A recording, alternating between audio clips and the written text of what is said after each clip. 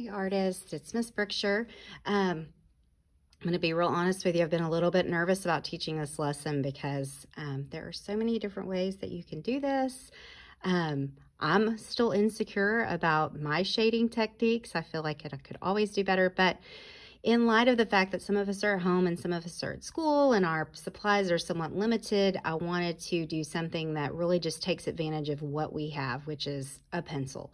The pencil can do a lot. You can do a lot with a pencil. So what you're going to need today is you're going to need just a regular number 2 pencil. If you have pencil sets, like drawing pencil sets that have the different softness and hardness of lead, that's great. You can use that, but most people don't have that, and that's okay. I'm just going to be using a basic number 2 pencil. You're going to need a Kleenex, a clean one, and it really works best if it's just a plain old Kleenex, not like with aloe or lotion or anything like that in it.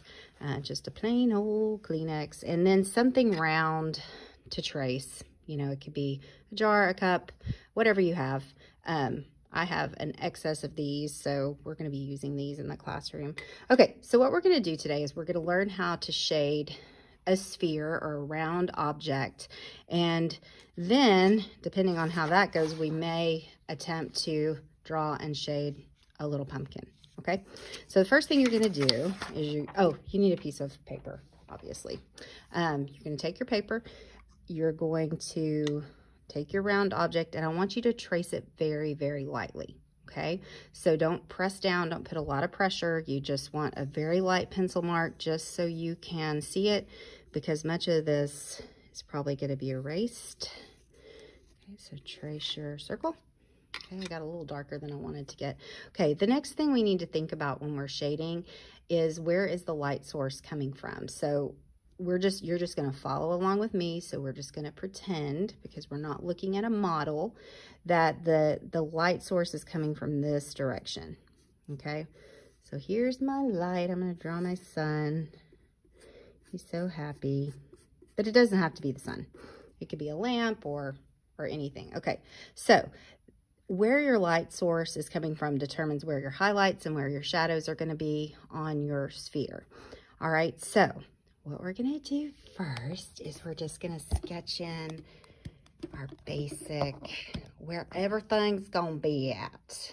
Okay, so I know that the brightest part is probably going to be right here.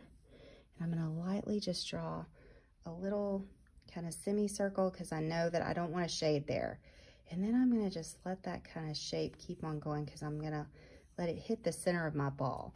Things that are rounded, the part that you want to appear to be sticking out to make it look round, you want to have more of a highlight on that area. Okay, now my darkest area is going to be farthest from my light source, which is going to be down here, and it's going to cast a shadow. Okay, so I'm going to go ahead and just draw in my cast shadow. All right, and then darkest part of my sphere, I'm going to draw just a curved line, okay? And that's going to be my darkest value. My mid value is going to be here in the center, and then my lightest value is going to be up here. And when I'm talking about value, I'm talking about from darkest to lightest, okay? So that's value, how dark or light something is. So my darkest value is going to be here. Okay, now this really works best if you will hold your pencil on the side and if you have a good exposed lead, okay? And you're just going to, and there's a ton of different ways to do this, but the way that I felt was maybe the easiest to demonstrate was just to color in that area, shade it in with your pencil. Okay, now this is going to be our darkest area, so we'll end up probably going over this several times. Anytime you have a place that touches, okay, so like if I put my hands together like this, between my fingers, there's a shadow, right? Because no light is getting there. So when you have two surfaces that are touching, like the ball and whatever it is sitting on, you are going to have a much darker value. All right, so I'm going to go ahead and press down a little bit harder, and I'll go ahead and color in my cast shadow. I can always come back and make it darker. So this is my darkest value. All right, now I kind of want these to run into each other. I don't really want to see those lines that I drew in. That was just for my planning purposes. Okay, so my medium value, go ahead and shade in. Skipping over this area that I kind of thought I might leave as a highlight. Okay, so I got my medium value in, and it's okay if it runs over. This does not have to be exact, okay? I do want this to fade away. You don't want to see the lines, okay? So I'm going to go ahead and kind of erase the outside line of my sphere. Okay. All right. Now for my lightest value, I'm just barely going to whisper, I call it whisper color. Okay. I'm going to leave this part white. I'm going to erase out those suggested little lines that I drew. Okay. All right, so now the next thing you're gonna do is you're gonna take your Kleenex and you're gonna put your finger inside your Kleenex like this. Now, a lot of people will use their finger.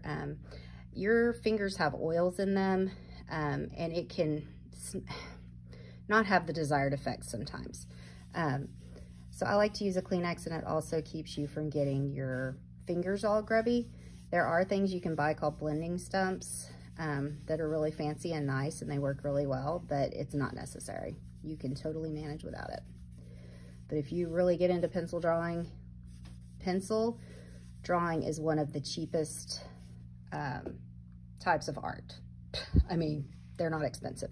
So blending stumps and nice erasers are really inexpensive. So if you really get into pencil drawing, it's very, very affordable. All right. And I am just blending.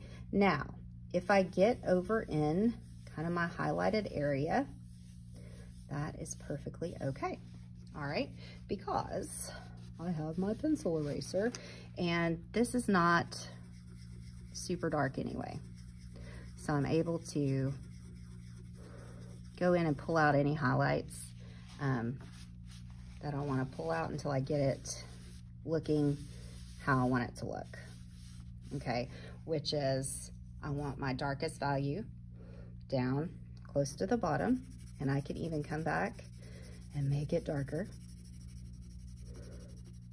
Okay, and then blend that in. My cast shadow is going to be my probably darkest value.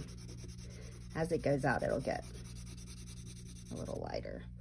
Okay, but I definitely want to make sure this value, this side of the sphere, is not catching a whole lot of light.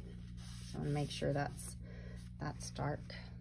Okay, got my medium value kind of. I may want to darken it just a little bit until it looks just right to you. Okay, and that's all there is to it. If you get out of the lines or you get some shading, just clean it up with your pencil eraser, and you are good to go. That's all there is to it. Enjoy drawing a sphere.